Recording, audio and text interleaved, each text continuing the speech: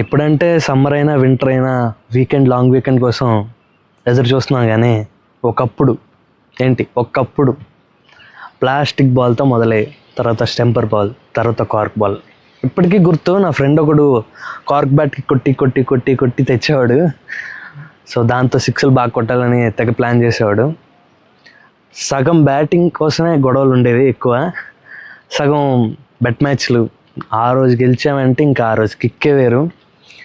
And ఒక్కొక్కటి దగ్గర ఒక్కొక్క ఐటమ్ ఉండేది. నా దగ్గర బ్యాట్ ఉండేది, నన్ను పట్టుకెళ్ళారు బ్యాట్ కోసం. ఇంకోటి దగ్గర వికెట్స్ ఉండేవి. ఇలా ఒక్కొక్కరు ఒక్కొక్క ఐటమ్ దాచుకొని వెళ్ళి ఒక ప్లేస్కి వెళ్తే వేరే వాళ్ళు వచ్చి కబ్జా చేసేవారు. సో వాళ్ళతో కొద్దిసేపు వాళ్ళని కాంప్రమైజ్ చేసి వాళ్ళతో గేమ్ ఆడడం. సో అందులో మేము గెలిచామంటే అదో కిక్.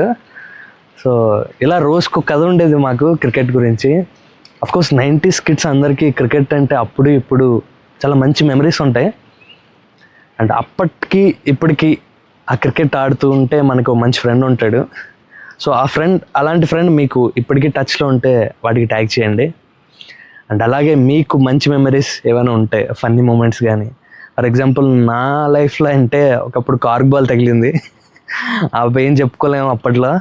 సో నా ఫ్రెండ్స్కి తగిలినప్పుడు నాకు తెలియదు, కానీ నాకు ఫస్ట్ టైం తగిలినప్పుడు అర్థమైంది ఓయమ్మో అని. అప్పుడు కార్డ్ పెట్టుకోవాలని తెలీదు. సో ఇప్పుడు క్లారిటీ వచ్చింది.